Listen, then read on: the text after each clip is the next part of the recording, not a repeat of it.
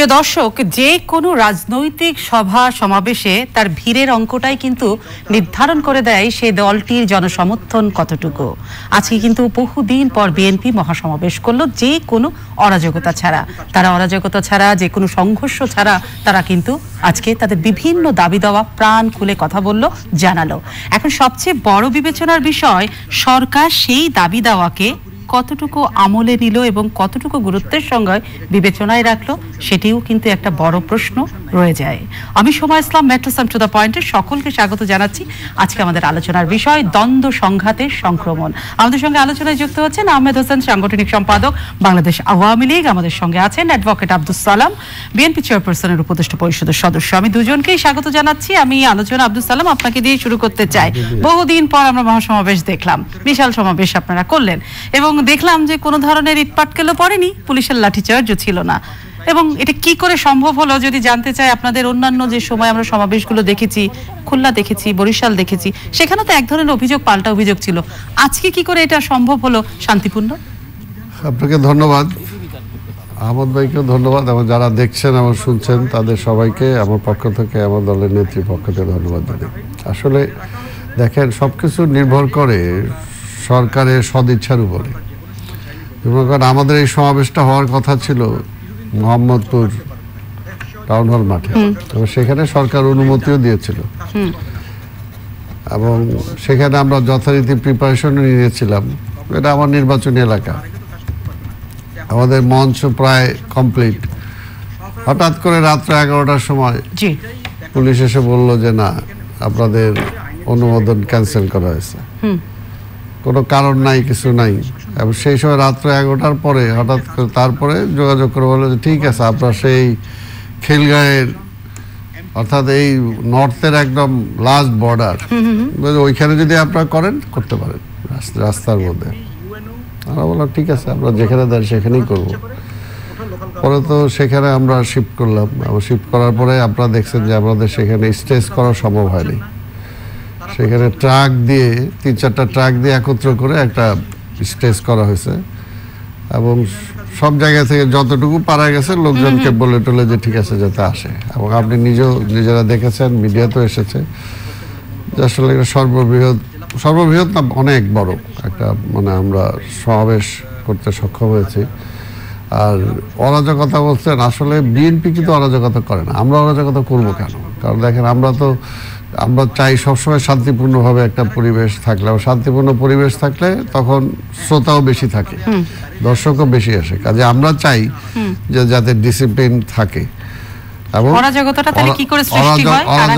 সৃষ্টি হয় সরকার যখন তাদের ব্যাড মোটিভ থাকে, তার ব্যাড ইচ্ছা, খারাপ ইচ্ছা থাকে, সে সময় হয়। কিন্তু আজকে যে এত বড় সমাবেশ আপনারা করলেন, সেখানে তো সরকারের কোনো ব্যাড, ওই যে বললাম যেহেতু করে নাই সরকার, যদি মনে কর ওই অন্যান্য জায়গায় যে প্রেস ক্লাবে আমরা শান্তিপূর্ণ করি, তাই না?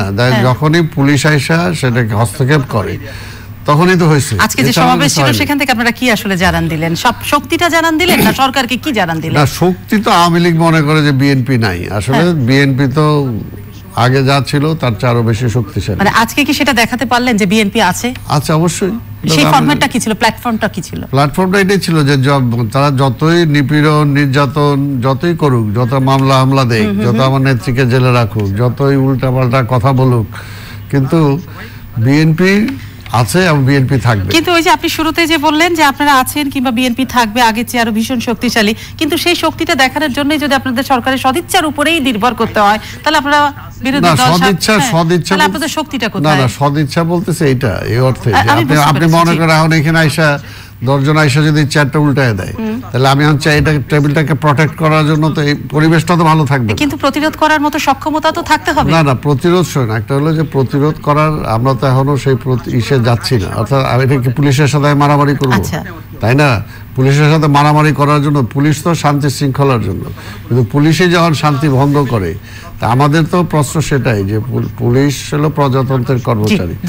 আমরা চাই যে তারা ডিসিপ্লিন, তাদের শান্তি শৃঙ্খলা বজায় রাখার জন্য তাদের যে দায়িত্বটা, সেই দায়িত্বটা তারা পালন করুক। আমি একটু আহমেদ হোসেনের কাছে যেতে চাই। আহমেদ হোসেন, আপনি নিশ্চয়ই আমার কথা শুনতে পাচ্ছেন? হ্যাঁ, বলুন। যেটা জানতে চাই আহমেদ হোসেন, বেশ আজকে একটা পরিচ্ছন্ন ছবি আমরা কিন্তু দেখলাম যে বিএনপি একটা মহাসমাবেশ করলো এবং সেখানেই দেখা যায়, ওই ছবি দেখেই আর কি অনুমান করা যায় এটাকেই বোধহয় ডেমোক্রেসি বলে, যে যার মতো করে কথা বলছে। কিন্তু বিনা বাধায় একটা সমাবেশ হয়ে গেল। কিন্তু বিএনপির অভিযোগ অনুযায়ী যদি আমরা এর আগে সমাবেশও দেখি ঢাকার বাইরে বিভাগীয় শহরে, সেখানে কিন্তু তারা বাধা ছাড়া সমাবেশ করতে পারেনি। আজকে যদি বাধা না হয়ে থাকে, অন্য সমাবেশগুলোতে বাধাটা আসলে আসে কোথা থেকে, কেন বাধা দেওয়া হয়? যদিও আমরা রাজশাহীর কথা জানি, সেখানে একটু বিএনপির একজন সদস্য অর্থাৎ সাবেক মেয়র মিজানুর রহমান মিনু কিন্তু বলেছিলেন 15ই আগস্ট করা হবে। সেখান থেকে আপনারাও কিন্তু তারা বক্তব্য দিয়েছিলেন সেই বক্তব্য প্রত্যাহার করার জন্য। হ্যাঁ, আমি তো শুনলাম, আপনি তুই বললেন যে শান্তিপূর্ণ সমাবেশ করেছে বিএনপি এবং সরকারের পক্ষ থেকে কোনো বাধা আসেনি। কিন্তু অন্য সময় কেন বাধা দেওয়া হয়, যেটা বিএনপি বলে? আজ দিল না, আজ সদিচ্ছা ছিল, অন্য সময় সদিচ্ছা কেন থাকে না? আবার এই কথাটাও সত্য, সালাম ভাই কিন্তু গভর্নমেন্টকে থ্যাঙ্কস দিতে পারতেন, গভর্নমেন্ট আজকে বাধা দেয়নি। শেষ তো হয়ে যায়নি অনুষ্ঠান, নিশ্চয়ই দেবেন না, এখন দিলে ভালো হতো। আর ডেমোক্রেটিক মঞ্চের কথা হলো যে একটা ভালো জিনিসকে একটা ধন্যবাদ জানানো, সেবা প্রতিপক্ষ হোক যে ভালো কথা বলে অবশ্যই ধন্যবাদ জানাবো, ভালো কাজ করলে আমি ধন্যবাদ জানাবো না? এটা হচ্ছে ডেমোক্রেটিক অ্যাটমসফিয়ার। আজকে তারা করেছেন, মিটিং করেছেন, গভর্নমেন্টের পক্ষ থেকে বা পুলিশের পক্ষ থেকে কোনো বাধা আসেনি।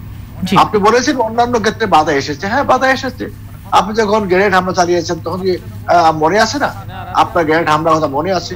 আপনি যখন পেট্রোল বোমা চালিয়েছেন, পেট্রোল বোমা দিয়ে মানুষ হত্যা করেছেন, তখন তো গভর্নমেন্ট সেখানে আপনাকে বাধা দিবে, পুলিশ বাধা দিবে না? আপনার সন্ত্রাস করেছেন, তখন কি পুলিশ বাধা দিবে না? আপনি যখন রাস্তাঘাট ভেঙে দিয়েছেন, তখন কি পুলিশ বাধা দেবে না? আপনি যখন জনজীবনে দুর্ভিক্ষ সৃষ্টি করেছেন, তখন কি পুলিশ বাধা দেবে না? সালাম ভাই গভর্নমেন্ট তাহলে কি করবেন? তাহলে এই কাজটাই করবেন। পুলিশের কাজ হচ্ছে শান্তি শৃঙ্খলা বজায় রাখা, আর শান্তি শৃঙ্খলা ভঙ্গ যখন হয় তখন পুলিশের দায়িত্ব হচ্ছে, আইন শৃঙ্খলা বাহিনীর দায়িত্ব হচ্ছে সেখানে শান্তি শৃঙ্খলাকে এনশিওর করা, যান মানে নিরাপত্তা। তার মানে আজকের মহাসমাবেশে বিএনপি কোনো ধরনের অরাজকতা করবে না, এটা নিশ্চয়ই আগাম তথ্য ছিল আইন শৃঙ্খলা বাহিনীর কাছে, এই তো? হয়তোবা আজকে বিএনপি তার মনোভঙ্গি চেঞ্জ করার চেষ্টা করছে যে আমরা কত উচ্ছৃঙ্খল পথে যাব, কত বিশৃঙ্খলা সৃষ্টি করবো। বিশৃঙ্খলা তো করলাম, লাভ তো হলো না। চলো আমরা সুশৃঙ্খল হয়ে শান্তিপূর্ণ ভাবে সমাবেশ করে আস্তে আস্তে আগায়, হতে পারে। অথবা আর একটা সন্ত্রাসের রিহার্সালও হইতে পারে। এটা একটা শান্তিপূর্ণ সমাবেশ করে একটা শান্তি বা আগামী দিনে আর সন্ত্রাস সৃষ্টির রিহার্সালও হতে পারে। আমরা কিন্তু এখনো কিন্তু বিএনপির উপর টোটাল কনফিডেন্স আসেনি। কারণ এই কারণে বিএনপি যে নির্বাচনে বিশ্বাস করে, ডেমোক্রেসিতে বিশ্বাস করে, তাদের নির্বাচনে এসেছিল, এমনকি পৌরসভার নির্বাচনে এসেছিল, আবার ইউনিয়ন কাউন্সিল নির্বাচন থেকে তারা উইথড্র করে। এটা কিন্তু খারাপ সংকেত, ব্যাড সিগন্যাল। আবার কি হয়, কি হতে পারে, আমরা চিন্তা করছি তারা কি করতে চাচ্ছে, সে ব্যাপারে আমরা আমি একটু থামাচ্ছি। আপনি একটা প্রশ্ন তুলেছেন, সেই প্রশ্নটা নিশ্চয়ই সালাম ভাই উত্তর দিবেন। সালাম সাহেব, যেটা উনি উঠালেন যে এই শান্তিপূর্ণ আজকের মহাসমাবেশটা হয়তো আগামী দিনে একটা সন্ত্রাসের মহড়া। বিএনপি তো সন্ত্রাসী দল না, কারণ বিএনপি তো বিএনপি মানুষ মেরে ওই লাশের উপরে দাঁড়িয়ে কিন্তু ই করে না, গর্দন করে না। বিএনপি আমরা বারবার যেটা বলতেছি, দেখেন একটা সরকার আছে যেটা ভোটে নির্বাচিত না, 30 তারিখের ভোট 29 তারিখে তারা করতেছে, যে নির্বাচন কেউ গ্রহণ করে নাই। তারপরে কিন্তু আমরা বলতেছি যে সরকারকে গণতন্ত্রের পথে ফিরে আসার জন্য আমরা বলতেছি, তাই না? আমরা বলতেছি যে গণতন্ত্রের পথটা রোধ করে দিলে শুধুমাত্র বিএনপির ক্ষতি হবে না, সেটা আওয়ামী লীগ সহ সকলেরই ক্ষতি হবে। একসময় গণতন্ত্রের জন্য আবার আওয়ামী লীগকে কানতে হবে। আর এর জন্য বলতেছে গণতন্ত্রটা শুধু বিএনপির একার জন্য দরকার না, সবার জন্য দরকার, আমরা যারা রাজনীতি করি। কারণ রাজনীতিতে কি, আজকে যে কথাটা আমি সবসময় বলার জন্য চেষ্টা করি, আহমদ ভাই সাক্ষী, যেটা হলো যে ধরেন আজকে রাজনীতিবিদদেরকে যেভাবে সরে আজকে সরকার প্রশাসনের উপর নির্ভরশীল হয়ে যাচ্ছে, আজকে আওয়ামী লীগের উপর নির্ভরশীলতা কমিয়ে পুলিশের উপরে, প্রশাসনের উপর নির্ভরশীল হয়ে যাচ্ছে। যে নির্বাচন আজকে জনগণের উপর নির্ভরশীল হবে, আওয়ামী লীগের উপর নির্ভরশীল হবে, সেটা না হয়ে আগের দিন পুলিশ দিয়ে, প্রশাসন দিয়ে ভোট করে দিচ্ছে। অর্থাৎ এতে কিন্তু রাজনীতিটা ক্ষতিগ্রস্ত হচ্ছে। এটা যদি আওয়ামী লীগ এখন মনে করতে পারে যে হ্যাঁ বিএনপিকে ক্ষমতার বাইরে রাখছি, এতে ওদের লাভ, কিন্তু এতে ওদের লাভ না। গণতন্ত্র না থাকলে আমরা যারা পলিটিক্স করি, অন্তত আমি মনে করি না যে গণতন্ত্রের জন্য বা রাজনীতিবিদদের জন্য, রাজনৈতিক দলের জন্য এটা কখনো লাভ হতে পারে। আমি একটু, আপনি যে বিষয়গুলো তুলেছেন নিশ্চয়ই আহমেদ হোসেন তার উত্তর দিবেন। আহমেদ হোসেন, আপনি নিশ্চয়ই সালাম সাহেবের সব কথারই উত্তর দিবেন, কিন্তু তার সাথে আমি একটু বিষয়টা জুড়ে দিতে চাই যে বর্তমান বিরোধী দল কিন্তু ভীষণ চটে গেছে। আপনি আজকে জানেন বর্তমান বিরোধী দলের যিনি জি এম কাদের সাহেব, তিনি প্রেস কনফারেন্সে কি বলেছেন, এবং সাবেক বিরোধী দল তো আরো বহু আগে থেকেই ক্ষেপে আছে। এই যে সাবেক এবং বর্তমান বিরোধী দল সরকারের উপরে এইভাবে চটে গেল, এবং চটে যাওয়ার মূল কারণ বর্তমান বিরোধী দলের বলছে লুটপাট এবং দুর্নীতির রাম রাজত্ব চালাচ্ছে সরকার। উত্তরে আপনি কি বলবেন? কেন এরকম ক্ষেপে গেল বিরোধী দল, যাকে আপনাদেরই গৃহপালিতই বলা হয়? তাহলে ছোটে মানে রেগে গেছে, তো ক্ষেপে গেছে, তো জি ঠিক হয়ে যাবে। ক্ষেপে পাওয়ার মধ্য দিয়ে তো একটা মেসেজ গেল, তারা গৃহপালিত বিরোধী দল নয়, তারা প্রকৃত অপোজিশন পার্টি। তারা অপোজিশন পার্টি হিসাবে অপোজিশন কথাবার্তা বলছে। তার অবস্থান থেকে এই যে কথাগুলো বলেছে আজকে আমি শুনিনি আপনার জি এম কাদের সাহেব, তাহলে তিনি তো অপোজিশন লিডার, অপোজিশন লিডারের মতো কথা বলছেন। এখন আর আপনি অভিযোগ দিতে পারবেন না জাতীয় পার্টি গৃহপালিত পার্টি।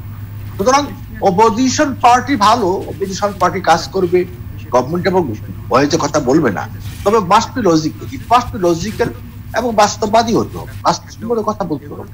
তারপরেও একটি জায়গায় এসে দাঁড়াতে হবে, সেই ক্ষেত্রে যেন চটে গিয়ে রেগে গিয়ে হয়ে যেন আবার বোমাবাজির পথে চলে না যান, সেটাও আমি আশা করি। আমরা তো সব অভিজ্ঞতাতে আছি, অভিজ্ঞতা নাই করি না। বাংলাদেশের রাজনীতি, খুনের রাজনীতি, হত্যার রাজনীতি, সন্ত্রাসের রাজনীতি, এই রাজনীতির প্রবর্তক তো আওয়ামী লীগ নয়। আওয়ামী লীগ খুনের রাজনীতির শিকার হয়েছে, আওয়ামী লীগ হত্যা রাজনীতির শিকার হয়েছে, আওয়ামী লীগ বোমার রাজনীতির শিকার হয়েছে, আওয়ামী লীগ গ্যারেট হামলা রাজনীতির শিকার হয়েছে। এটাকে আমরা ভুলে যাব? জি আহমেদ হোসেন, জি আমি আপনার বক্তব্য পরিষ্কার বুঝতে পেরেছি, কিন্তু তারও আগে আমার প্রশ্নের আগে সালাম সাহেব যে কথাটি বলেছিল সেই কথার আমি একটা প্রশ্ন রাখতে চাই। সেটা হচ্ছে বর্তমান বিরোধী দলও এই ধরনের অভিযোগ তুলছে আপনাদের বিরুদ্ধে, এবং সাবেক বিরোধী দলও তো সবসময় রাজপথে আছে, এবং আজকে তারা কিন্তু মহাসমাবেশ থেকে বলেছে নানান 4টা দাবি নিয়ে তো তাদের মহাসমাবেশ এবং আন্দোলন, তারা কিন্তু বলেছে যে বিএনপি কিন্তু রাজপথে থাকবে। এখন যদি জাতীয় পার্টিও রাজপথে নেমে যায়, বিএনপিও রাজপথে থাকে, তাহলে এই যে সাবেক এবং বর্তমান বিরোধী দলকে আপনারা মোকাবেলাটা করবেন কিভাবে? রাজনৈতিকভাবে নাকি প্রশাসন কিংবা আইন শৃঙ্খলা দিয়ে, কোনটা? রাজপথে মিছিল করা যাবে, আপনি মাঠে সমাবেশ করা যাবে। গণতান্ত্রিক রাজনীতির মূল কেন্দ্র হচ্ছে পার্লামেন্ট। আপনাকে পার্লামেন্টে কথা বলেন। রাজপথে এসে যদি আপনি সন্ত্রাস সৃষ্টি করেন, বোমাবাজি করেন, হামলা চালান, পুলিশের গাড়িতে হামলা করেন, মানুষের বাড়িতে হামলা করেন, দোকানে হামলা করেন, গাড়িতে আগুন দেন, তখন তো অবশ্যই সেটা আমাদের সরকারের সাংবিধানিক দায়িত্ব এটাকে প্রতিহত করা এবং শান্তি শৃঙ্খলাকে ফিরিয়ে আনা। আমরা আশা করব রাজপথে আসেন, রাজপথ যেন বিশৃঙ্খল না হয়, রাজপথে আসুন, রাজপথে যেন বোমাবাজি না হয়, রাজপথে যেন হিংসার রাজনীতি না হয়, মানুষ হত্যার রাজনীতি না হয়। মানুষ হত্যার রাজনীতি হয় তাহলে এটা জনগণ রুখে দাঁড়াবে, মানুষ রুখে দাঁড়াবে, আমরা কেন?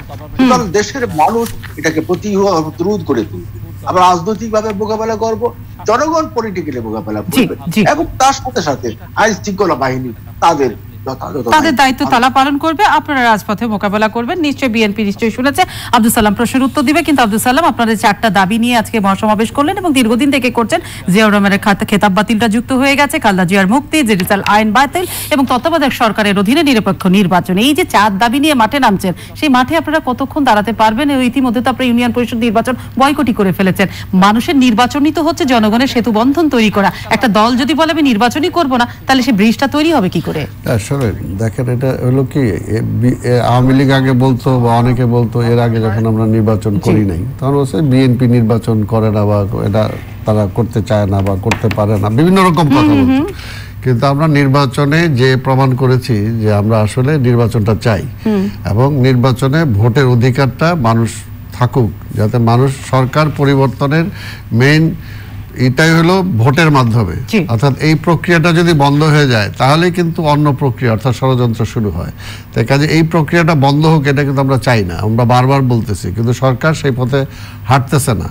আমরা লোকাল নির্বাচনগুলোতে করলাম, বারবার বলতেছি, তারপরে উপনির্বাচনও আমরা করলাম কয়েকটাতে, সেখানে বারবার বলার পরও সরকার এবং নির্বাচন কমিশন তার আজ্ঞাবহ একটা প্রতিষ্ঠান, আপনি নিজেও জানেন, আপনি নিজে সেখানে করেন, সংগ্রহ করেন, দেখেছেন যে আমরা বারবার সেখানে বলার চেষ্টা করেছি, কিন্তু নির্বাচন কমিশন একটা সরকার আজ্ঞাবহ প্রতিষ্ঠান হিসাবে আজকে তারা কাজ করছে। অর্থাৎ সেই ভোটের যে একটা মিনিমাম যে একটা রাইট যেটা দরকার আজকে পিপুলের, সেই রাইটটা আজকে তারা খর্ব করে নিচ্ছে, যেটা আমরা বললামই তো যে 30 তারিখের ভোট 29 তারিখে তারা করে ফেললো।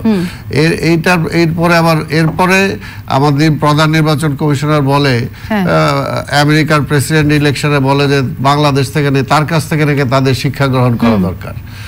এই যখন অবস্থা হয়, অর্থাৎ একটা অপরাধের পরে বা একটা যে আমি অন্যায়ের করার পরেও যদি আমি সিনা জুড়ে বলি যে না আমি যেটা করছি এটাই ঠিক, তাহলে তো সেখানে আর বলার কিছু থাকে না।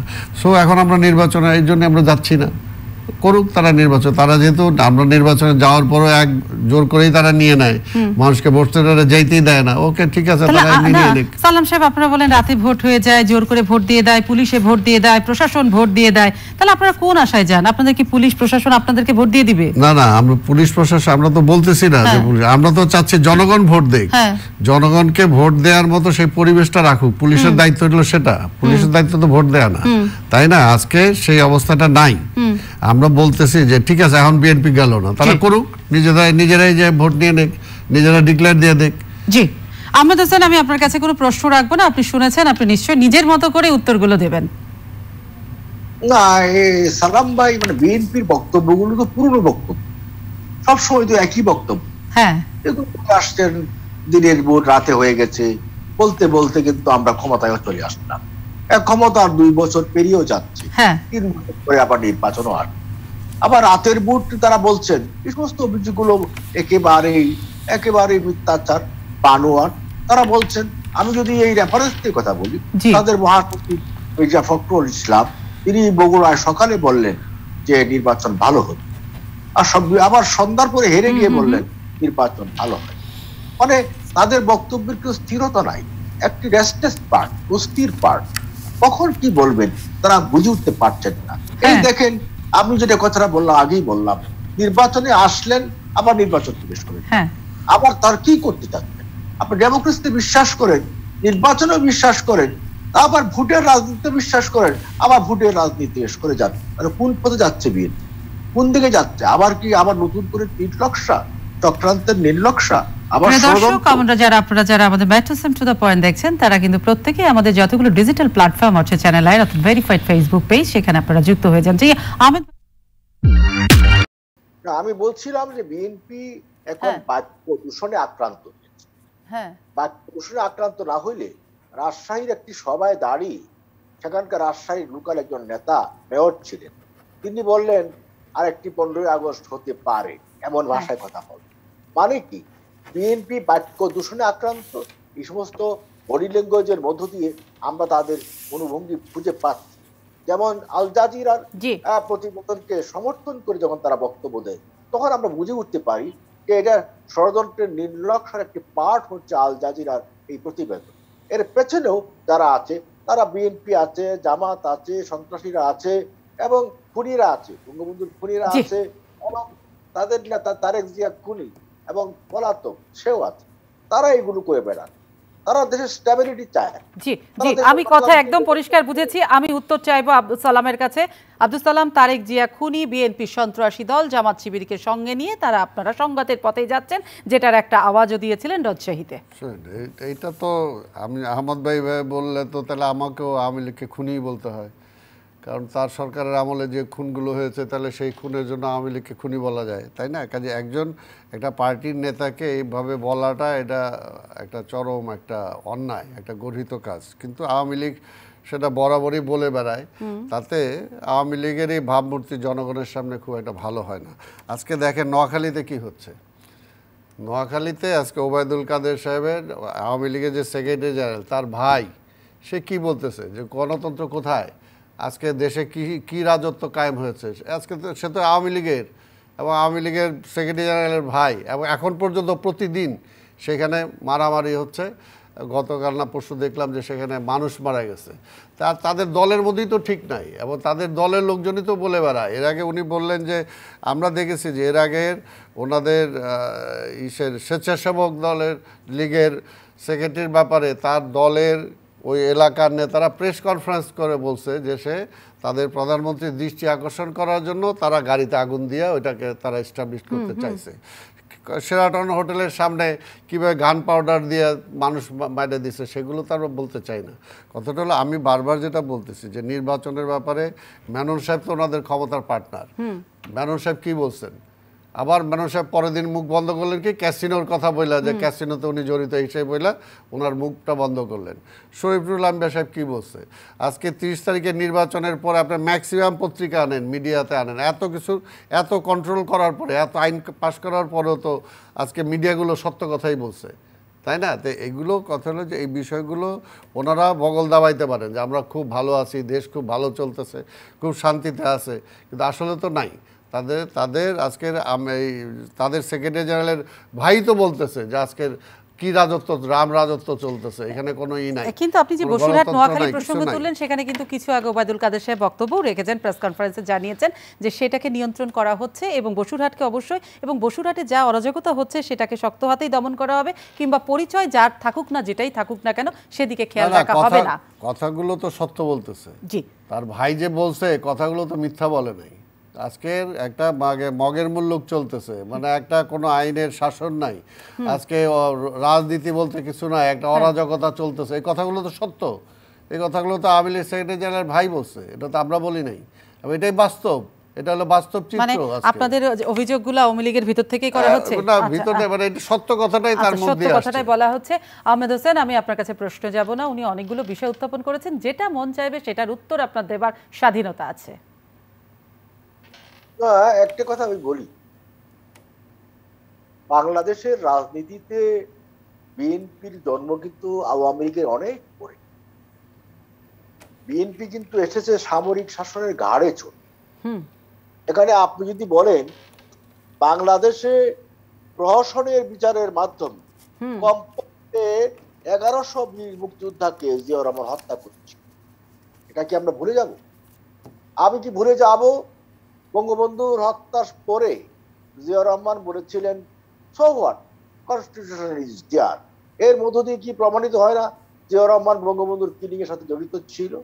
আরো কথা আছে, কর্নেল ফারুক রশিদ যখন তার বাসায় গিয়ে বলল নাও রিকোয়ার্ড চেঞ্জ, তখন জিয়াউর রহমান সাহেব বলল yes let's go out and talk, বাইরে চলো বসে কথা বলো। সেখানে লনে গিয়ে বললেন তোমরা জুনিয়র অফিসার, তোমরা গো হেড, আমি সিনিয়র অফিসার, আমি তোমাদের সাথে গো হেড। এই যে মানসিক সমর্থনটা দিলেন, এই দেওয়ার মধ্য দিয়ে বাংলাদেশের রাজনীতিতে হত্যার রাজনীতির যাত্রা শুরু হলো, কিলিং এর রাজনীতির যাত্রা শুরু হলো, এবং জাতীয় 4 নেতাকে জেলখানায় হত্যা করা হলো। কত জীবন আমাদের দিতে হয়েছে। আপনি কি জানেন বিএনপির 2001 থেকে 2006 সাল পর্যন্ত 26,000 নেতা কর্মীকে বিএনপি হত্যা করে। সুতরাং বিএনপি হচ্ছে খুনের পার্টি, খুনিদের পার্টি।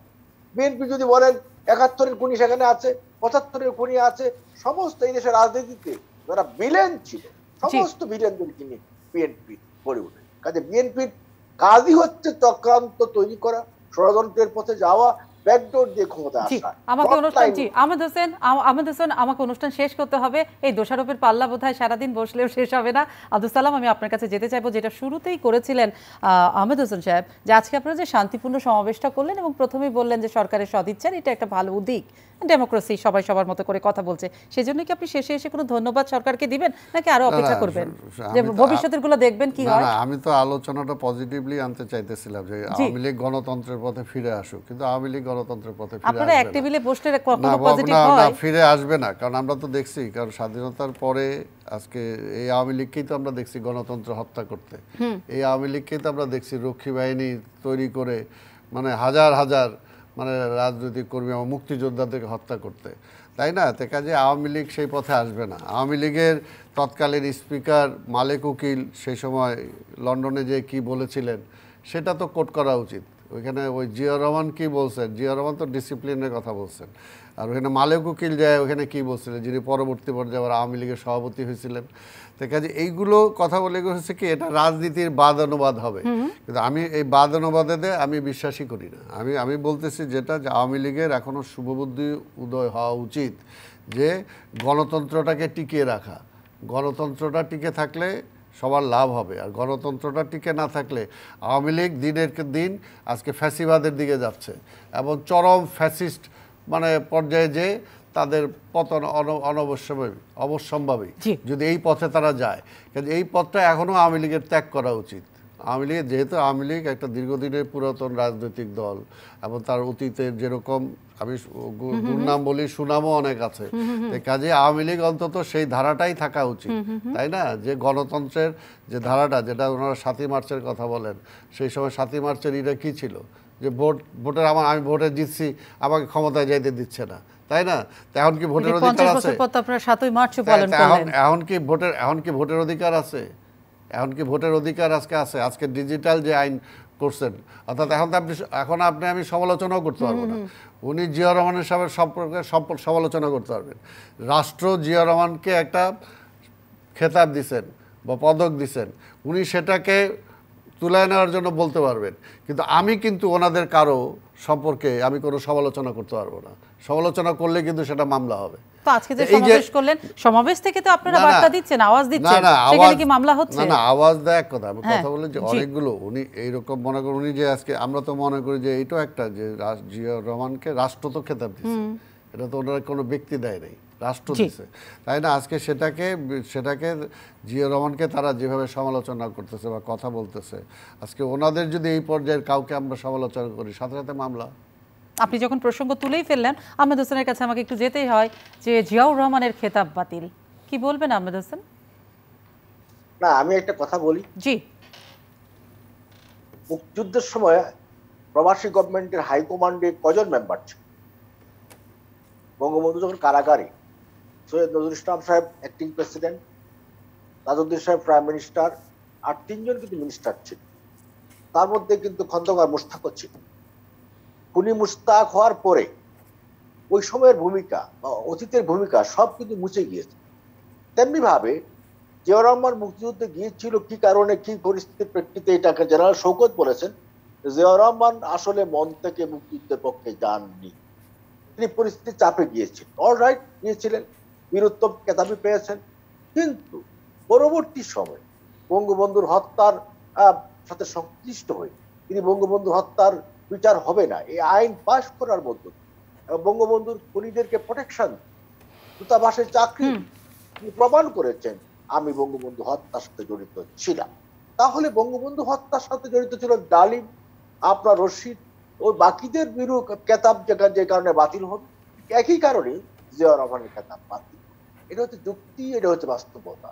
তো বিএনপি কে যখন, আর হ্যাঁ, জিয়াউর রহমানের অবদান আছে, অবশ্যই আছে, জিয়াউর রহমানের অবদান আছে। শাহ আজিজ, রাজাকার শাহ আজিজকে প্রাইম মিনিস্টার, এটা অবদান হতে পারে। জিয়াউর রহমানের অবদান আছে গোলাম আজমকে নাগরিকত্ব দিয়েছেন, অবদান হতে পারে। তিনি পাকিস্তানি ভাবধারায় আপনার বাংলাদেশকে নিয়ে এসেছেন, এটা অবদান হতে পারে। তিনি মুক্তিযুদ্ধের ধারাকে মুছে দিয়েছেন, এটা তার অবদান হতে পারে। এই সমস্ত অবদান বিএনপির কাছে হতে পারে। জি, অনুষ্ঠান আমাকে শেষ করতে হবে। আপনি আপনার ব্যাখ্যা দিয়েছেন আব্দুল সালাম, আমি আপনাকে দিয়ে শেষ করব।